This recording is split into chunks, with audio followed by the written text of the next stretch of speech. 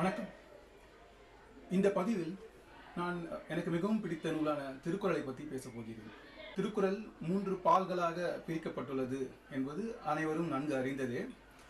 அறத்துப்பால், பொருட்பால், காமத்துப்பால் என்று திருவள்ளுவர் என்ற 3 பால்களுக்கும் பெயரிட்டுள்ளார். அந்த பெயர்களும் திருவள்ளுவர் இட்டதுதானா அல்லது வேறு யாராவது இட்டதா என்ற சந்தேகம் நெடுநாட்களாக உள்ளதுதான். அறத்துப்பாலும் பொருட்பாலும் வெகுவாக படிக்கப்படுகின்றது, வெகுவாக பாராட்டப்படுகின்றது.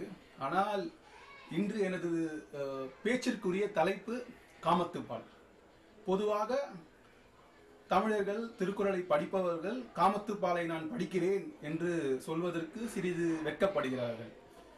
திருவள்ளுவர் காமத்துப்பாலை இயற்றுவதிலோ அல்லது அதை தனது நூலில் சேர்ப்பதிலோ எந்த விதமான கூச்சமோ வெட்கமோ படவில்லை என்பது மிக தெளிவான ஒரு விஷயம்.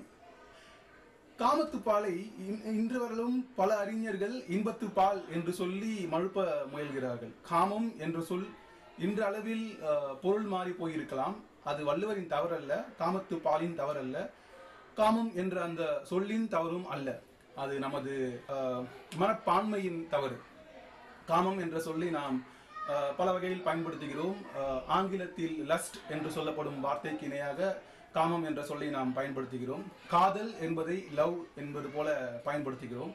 இப்படி வார்த்தைகள் மாறுவது மிக இயல்பான ஒரு விஷயம். மொழியில் வார்த்தைகள் நிச்சயம் மாறும். சொற்களின் பொருளும் அதன் தாக்கமும் நிச்சயம் மாறிக்கொண்டுதான் இருக்கும். இருந்தாலும் காமத்துப்பாலை காமத்துப்பால் என்றே சொல்ல வேண்டும் என்பது என் அவா. வள்ளுவரே காமம் என்ற சொல்லை பல இடங்களில் பயன்படுத்துகிறார். அவர் அன்பு, காதல் என்ற சொற்களையும் ஈடாகவே பயன்படுத்துகிறார். காமத்துப்பால் எனக்கு ஏன் மிகவும் பிடிக்கும் என்றால், ஒரு இளைஞனாக நான் திருக்குறளை பாடநூல் தாண்டி படிக்க தொடங்கிய போது நான் முதலில் படித்தது காமத்துப்பால் தான். காமத்துப்பாலில் நிறைய செய்திகள் உள்ளன, நிறைய விடயங்கள் உள்ளன. திருவள்ளுவர் ஒரு மிகச்சிறந்த கவிஞராக தன்னை வெளிப்படுத்தி கொண்டுள்ள இடம் காமத்துப்பால் என்பது என்னோட கருத்து. ஏன் திருவள்ளுவர் பல உக்திகளை கையாண்டு காமத்துப்பாலை மிக மிக அழகாக சொல்லுக்கு சொல் செதுக்கியுள்ளார் என்பது ஆழ்ந்து நோக்கும் போது காணப்படும் ஒரு உண்மை. அதே போல் திருவள்ளுவரை ஒரு துறவியாகவே நாம் வரித்துக் கொண்டிருக்கிறோம். அப்படிப்பட்ட ஒரு துறவியால் காமத்துப்பால் போன்ற ஒரு நூலை, ஒரு பகுதியை இயற்ற முடியுமா என்ற கேள்வியும் உள்ளது. என் வரையில் என்னை யாராவது அந்த கேள்வி கேட்டால் நான் 2 பதில்களை தருவேன். ஒன்று, அறத்துப்பால் இயற்றிய திருவள்ளுவர் தான் காமத்துப்பாலையும் இயற்றினார் என்பதற்கு சான்றாக ஒரு அழகான குறளை காட்டலாம். தம்மில் இருந்து தமது பார்த்து உண்டற்றால் அம்மா அறிவை முழக்கு என்பது அந்த குறள். தனது இல்லத்தில் இருந்து கொண்டு தனக்கு கிடைத்த அந்த கொஞ்சம் அளவு சோறாயினும் அல்லது நிறைய அதிகமான சோறாயினும் அதை பகுத்து எல்லாருக்கும் கொடுத்துவிட்டு தானும் உண்டு மகிழும் அந்த மகிழ்ச்சியை போலவே இருக்கிறது இந்த பெண்ணுடன் நான் கலக்கும் கலப்பு, அதன் மகிழ்ச்சி என்று திருவள்ளுவர் மிக அழகாக, மிக அழுத்தமாக சொல்லும் அந்த இடத்தில் நாம் இல்லறவியலையும் காணலாம். இல்லறவியல் எந்த திருவள்ளுவர் என்ன கருத்துக்களை சொன்னாரோ அதே கருத்தை காமத்துப்பாலை உவமையாக பயன்படுத்தி மிக அழகாக திருவள்ளுவர் சொல்கிறார். அதே போல் அரிதோறும் அறியாமை கண்டற்றால் காமம் சிறிதோறும் சேழையை மாட்டு என்பது ஒரு குறள். அக்குறளில் பார்த்தால் பொருட்பாலை இயற்றிய அதே திருவள்ளுவர் தான் இந்த காமத்துப்பாலையும் இயற்றினார் என்பதற்கு மிக ஆதாரமான ஒரு சான்றை காணலாம். இந்த பெண்ணுடன் நான் கலக்கிறேன், அதில் வரும் அந்த துய்ப்பு அனுபவம், மகிழ்ச்சி எப்படிப்பட்டது என்றால் அரிதோறும் அறியாமை கண்டற்று என்கிறார். அரிதோறும் அறியாமை கண்டற்று என்ற கருத்து பொருட்பாலில் கருத்து, பொருட்பாலின் ஒரு கருத்து.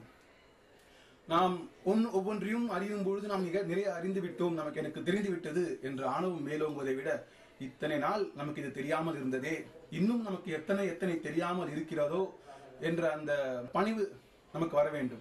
அதைத்தான் அவர் அறிவோரும் அறியாமை கண்டற்று என்கிறார். பொருட்பாலின் இருக்க வேண்டிய அந்த கருத்தை மிக சுருக்கமாக அழகாக காமத்துப்பாலையில் சேர்த்துள்ளார் திருவள்ளுவர். இப்படியாக பல குறள்களை ஆழ்ந்து அனுபவிக்கலாம். காமத்துப்பாலில் மிக மிக அழகான குறள்கள் உள்ளது. தலைவியை காட்டும் இடங்கள் அனைவருக்கும் தெரிந்த ஒரு குறள் தான். அனிச்சமும் அன்னத்தின் தூவியும் மாதர் அடிக்கி நெருஞ்சி பழம் என்று வள்ளுவர் சொன்ன அந்த இடம் மிக பல கவிஞர்களால் பாராட்டப்பட்ட ஒரு இடம். நெருஞ்சி முள் என்று சொன்னாலும் அந்த வார்த்தை கூட தலைவியின் பாதத்தை ரணப்படுத்தி விடுமோ என்ற அச்சத்தில் அவர் நெருஞ்சி பழம் என்று சொல்லியிருக்கிறார் என்ற அந்த கருத்து மிக அழகானது. அதே போல் திருவள்ளுவர் மிக உணர்ச்சி வசப்பட்ட கவிஞரும் அல்ல. அவர் மிக நிதானமாகவே காமத்துப்பாலை மிக ஆழமாக இயற்றியுள்ளார். பொதுவாக பெண்களின் முகத்துக்கு நிலவை ஒப்புமை சொல்லலாம். நிலவு மிக ஒளிமிக்கது, அழகானது, குளிர்ச்சியானது. நிலவு ஒரு குளிர்ச்சியான மனநிலையை, மிக மகிழ்ச்சியான ஒரு மனநிலையை தரக்கூடியது. எனவே இயல்பாக கவிஞர்கள் பெண்களின் முகத்தோடு நிலவை ஒப்பிடுகிறார்கள். ஆனால் வள்ளுவர் மிக உன்னிப்பாக கவனித்து நிலவை தன் காதலியின் முகத்துடன் ஒப்பிட விரும்பாமலே இருக்கிறார். நிலவு கரை படிந்தது என்று திருவள்ளுவர் சுட்டிக்காட்டுகிறார். அருவாய் நிறைந்த அபிமதி போல மறு உண்டோ மாதர் முகத்து என்கிறார். நிலவு கரை படிந்தது, என்னதான் அது ஒளிமிக்கதாக இருந்தாலும் அதில் கரை உள்ளது என்று வள்ளுவர் சுட்டிக்காட்டி நிலவு காதலின் முகத்திற்கு ஈடாகாது என்றே வள்ளுவர் காட்டுகிறார். மாதர் முகம் போல் ஒளிவிட வல்லையேல் காதலை வாழி மதி என்று, என் காதலின் முகம் போல நீ ஒளி தருபவன் அல்ல, அப்படி தர வல்லை ஆயின் உன்னை நானும் காதலிப்பேன் என்று கூறும் இடத்தில் அவர் நிலவை காதலியோடு ஒப்பிடவே இல்லை. காதலை உயர்த்தி நிலவை தாழ்த்தியே காட்டுகிறார். இது போல காமத்துப்பாலில் இந்த அழகு மட்டும் அல்லாமல் மிக உயர்ந்த, மிக நுண்ணியமான ஒரு உளவியல் கருத்துக்களும் உள்ளன. மிக பல இடங்களில் இந்த உளவியலை நாம் காணலாம். காமத்துப்பாலில் காமம் என்று நாம் நினைப்பதை விட உளவியல், ஒரு ஆண் பெண் உறவில் உள்ள உளவியலை மிக அதிகமாக காட்டப்பட்டுள்ளது. ஒரே ஒரு எடுத்துக்காட்டோடு நான் இந்த உரையை, இந்த பதிவை முடித்துக் கொள்கிறேன்.